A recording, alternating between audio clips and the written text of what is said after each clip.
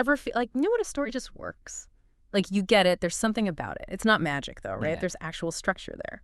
So that's what we're diving into today, how stories work, using the 7 key steps of narrative writing to guide us. Get ready, because we're going to unlock some serious storytelling secrets here. Stuff you can use whether you're, writing a bestseller or just want to be more engaging when you're talking to people every day. So this book, it jumps right into it, doesn't waste any time. The first 2 steps, weakness and need, and how those connect to desire. And they make this point that these are often like the invisible foundations of a really strong story. What are your thoughts on that? It's interesting. It's kind of counterintuitive, right? You'd think you'd want to start with a really strong protagonist, someone super capable, but actually, it's their weaknesses that end up being way more interesting. Okay, I'm with you so far, but why is that? Well, think about it. Flaws, they automatically create that inherent conflict. And where there's conflict, there's potential for growth, for change. And that's what keeps the audience hooked. That's true. I mean, who wants to watch a movie about someone who's already perfect? Right. No tension there. Exactly. He's like in Tootsie, right? Dustin Hoffman's character, Michael, he's kind of a disaster. But it's his arrogance and dishonesty that drive the entire plot. Like, if he was just a nice guy from the get-go, there'd be no movie. Exactly. And it's not just about making them flawed for the sake of being flawed. These weaknesses, they got to be tied to something deeper, like their psychological and moral needs. That's what adds the depth and complexity. Oh, you know what that makes me think of? The Silence of the Lambs. Clarice Starling. She's dealing with being a woman in a totally male-dominated field. That's huge. And it's central to who she is, but it also creates these real stakes for her, both personally and professionally. Exactly. And that's a great example of the difference between a psychological need, that inner need for change, and a moral need, how that character interacts with everyone else. So with Clarice, you see that drive to prove herself, but also the ethical tightrope she's walking in her job, so it's both internal and external. So it's like she's battling on 2 fronts at the same time, her own inner self and all the pressures of the situation. Exactly. And here's something the book really hammers home. Yeah. It's super important that the protagonist doesn't fully get their own needs at the beginning. Oh, interesting. That gradual discovery, that aha moment, Yeah. it has to unfold naturally. So it's less about them just conveniently fixing things in the first act. It's more about them even understanding what the real issue is, IS, by the end. Yes. It makes it more believable. Right? Definitely. It's like layering in that complexity. Their inner struggles need to actually affect their actions in a way that makes sense. And the book gives a good example of this with a character named Frank. Frank's trying to beat alcoholism, which on its own, that's compelling. Sure, definitely relatable. But there's this added layer of his moral need to stop taking advantage of people. That's when the audience gets truly invested. It's like his actions have more weight that way. If he succeeds, it's not just a win for him. It ripples outward to everyone around him. Exactly. And that actually brings up another important point the book makes, this whole perfect victim trope. The character who's seemingly perfect, just suffering endlessly. Audiences see through that. Oh, yeah, totally. It just doesn't feel authentic. Right. We're drawn to characters with flaws, characters who mess up because, well, that's real life. It's those consequences and how they navigate them that make for a good story. And that makes me think about why we root for those anti-heroes, The rough around the edges characters who, on paper, we shouldn't like, but those flaws actually make them relatable. What are your thoughts on that? You hit the nail on the head. It's those flaws that make anti-heroes so compelling. We see a bit of ourselves in their struggles, even if we don't agree with how they do things. It just goes to show how powerful weakness can be in storytelling. But a good anti-hero, heck, any compelling character, they need something to fight for, to reach for. And that brings us to the next big thing, desire. Okay, so how does the 7 key steps handle desire? Because it's got to be more than just, the character wanting something, right? You're absolutely right. The book is really clear on this. Desire isn't some vague life goal. It's the specific thing that's pushing them forward in this story. So not enough to just say, oh, they want love or success. It's more granular than that. Exactly. We need to know what form that desire takes. What are they actually chasing within the story itself? Got it. It's like the source uses this analogy of hunger being the need, right?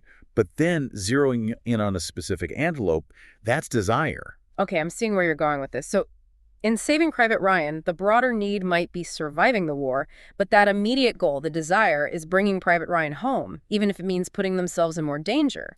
Exactly. And they also talk about the full Monty, which is interesting because it's so different. The need there, it's about regaining your sense of self when you've lost your job, that Yeah. dignity, but the desire, the thing that kicks off the plot, it's making money by stripping. Wow, talk about two totally different movies here. Right, but the principle's the same. That very specific desire, that's the engine driving the story. It's what gets us invested, because we see exactly what they're after and the stakes are clear.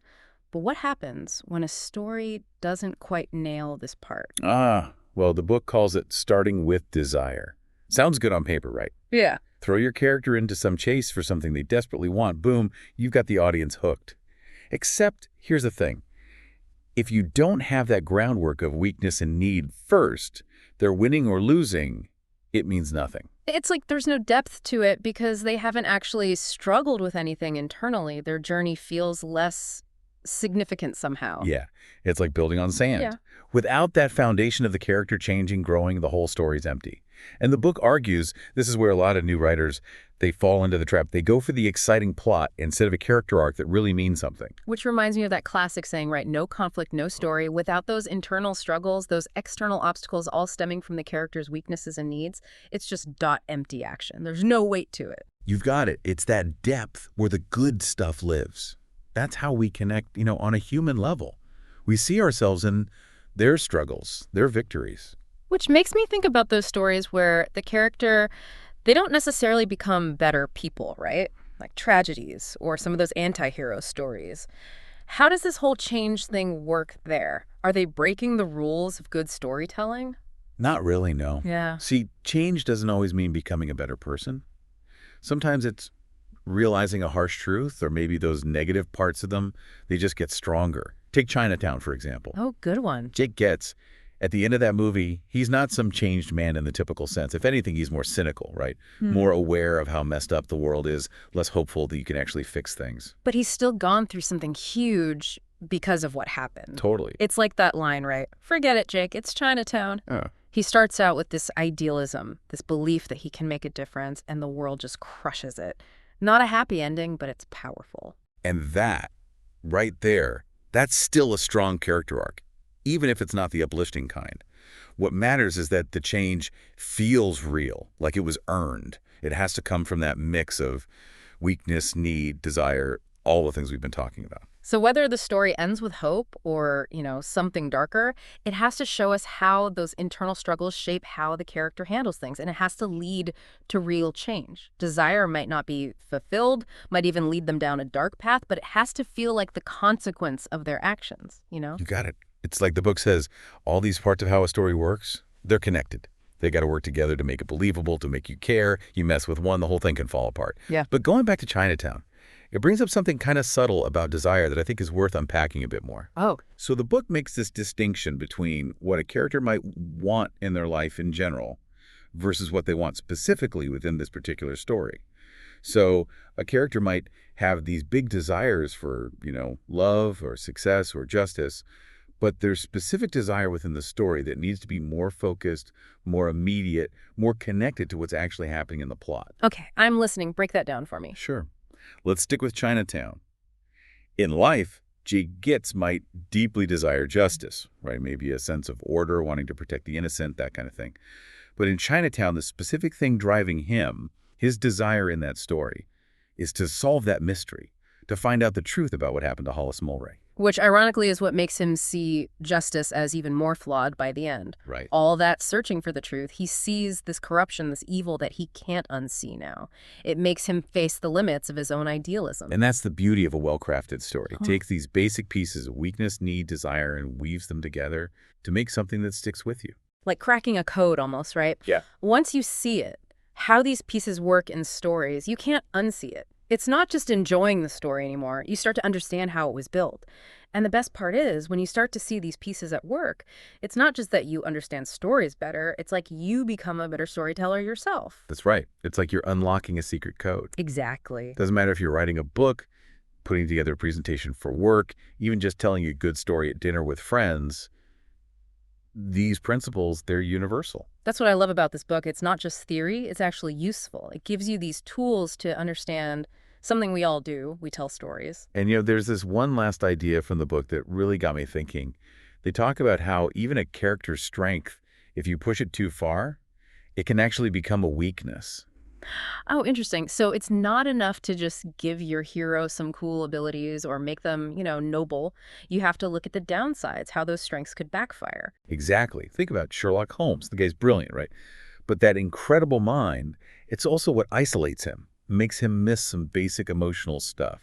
So it's both his greatest strength and a real weakness, which makes him even more interesting. And it gives him all these opportunities to grow in ways you wouldn't expect. Which then creates new needs for him to deal with, both internal and in how he interacts with people. It's like this cycle of growth fueled by that interplay of strengths, weaknesses, needs, desires. That's so cool. It is, and that's the beauty of it, right? Storytelling, it's like holding up a mirror to what it means to be human. We all have those strengths that can trip us up, desires that clash with what we need. And it's those contradictions, that's where you find the really great stories, the ones that stay with you. I love that. So, as we wrap up here, I want to encourage everyone listening, take a look at your own favorite stories, or even think about things that have happened in your life. Look for those underlying weaknesses, the needs, the desires that are driving things. Ask yourself what strengths might actually be hiding deeper flaws. Because once you start seeing the world through this lens of how stories work, it changes things. You don't just experience stories differently, you experience life differently. And who knows, you might even get inspired to create a story of your own. That's it for this deep dive. Thanks for joining us. We'll see you next time.